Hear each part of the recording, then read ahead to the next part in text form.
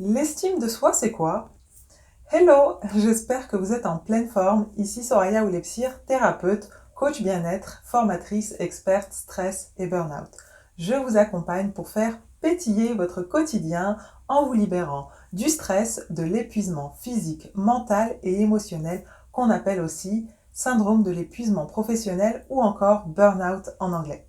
Je vous aide à retrouver de la joie de vivre, la paix intérieure, du sens dans votre vie. Je vous apprends à vous connaître pour vous épanouir, vous sentir bien dans votre peau et être en harmonie avec vous-même. Avant d'aborder l'estime de soi, je vous invite, si ce n'est pas déjà fait, à évaluer votre niveau de stress à l'aide du quiz dont vous trouverez le lien dans le descriptif sous cette vidéo. Je vous invite également à vous abonner à ma chaîne YouTube Se libérer du stress et du burn-out et à activer la petite cloche pour ne rater aucune des vidéos qui seront publiées prochainement. Aussi, vous pouvez vous abonner à mon compte Instagram Soraya Oulepsir dans lequel je suis présente quotidiennement. Alors, c'est quoi l'estime de soi? Avant de répondre à cette question, sachez que j'ai écrit un article complet sur la confiance et l'estime de soi que vous trouverez dans mon blog. Je vous mettrai le lien dans le descriptif. L'estime de soi est souvent confondue avec la confiance en soi. Or, même si ces deux concepts sont fortement liés l'un à l'autre, ils restent néanmoins différents. La confiance en soi se réfère beaucoup plus à vos capacités et ressources personnelles et à croire en vous. En résumé, c'est votre capacité à mener à bien un projet en mettant en œuvre vos ressources intellectuelles ou encore votre capacité physique à faire un marathon par exemple. C'est aussi le fait d'être OK lorsque vous faites des erreurs car vous avez conscience que les erreurs sont des leçons et non pas des échecs.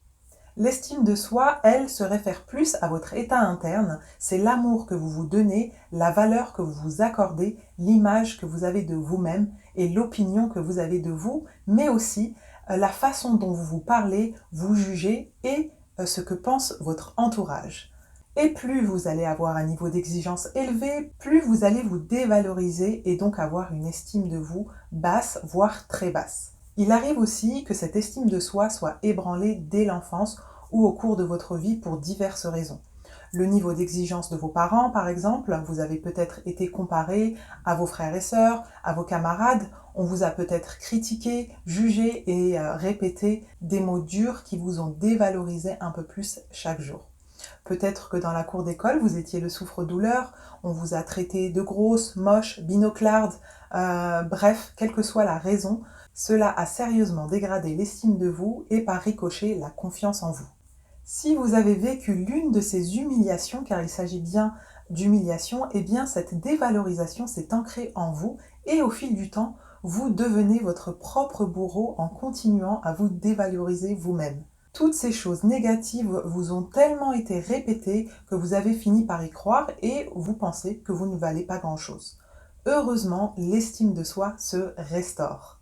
Tout d'abord, laissez-moi vous dire que chaque individu sur cette terre est merveilleux et exceptionnel à sa façon. Chaque individu sur cette planète a une valeur. Il n'y a pas de personnes qui valent plus que d'autres et nous avons tous notre place dans ce monde. Et chaque individu mérite sa part de bonheur et de bien-être. Donc si vous me regardez, écoutez-moi bien, vous êtes merveilleuse, vous êtes une personne exceptionnelle, vous avez le droit à l'amour et je vous encourage à commencer dès maintenant à être bienveillante envers vous-même et à vous aimer. Une chose est sûre, c'est que tout commence par vous. Si vous voulez être aimé des autres, il est important de vous aimer d'abord. Et pour cela, vous aurez besoin de vous accepter tel que vous êtes, avec vos qualités et vos défauts. Vous avez forcément des qualités, il n'y a personne au monde qui n'ait que des défauts. Apprenez à valoriser vos qualités, à vous connaître, à connaître vos limites et à les respecter. Apprenez à vivre aussi dans le moment présent. Tout ce que vous pouvez avoir vécu dans le passé appartient au passé. Il est donc inutile de le ressasser, ça ne vous fera que du mal. Aussi, je vous invite vivement à cesser de vous comparer aux autres et de chercher l'approbation des autres. Soyez pleinement vous-même, faites ce que bon vous semble tant que vous vous respectez, que c'est en accord avec ce que vous faites, ce que vous pensez et ce que vous dites. Voilà, j'espère que cette vidéo vous a plu. Merci de l'avoir regardée jusqu'au bout. Dites-moi en commentaire ce que vous en avez pensé. Vous pouvez aussi me poser vos questions, je serai ravie d'y répondre ou encore me contacter pour en discuter. Je vous invite à partager cette vidéo afin qu'elle soit utile au plus grand nombre. Abonnez-vous à ma chaîne YouTube Se libérer du stress et du burn-out. Et si ce n'est pas déjà fait, activez la petite cloche pour recevoir une notification afin d'être prévenu lorsque je poste une nouvelle vidéo. Likez, dislikez si ce que je dis ne vous plaît pas. Vous pouvez me rejoindre aussi sur Instagram où je suis active quotidiennement.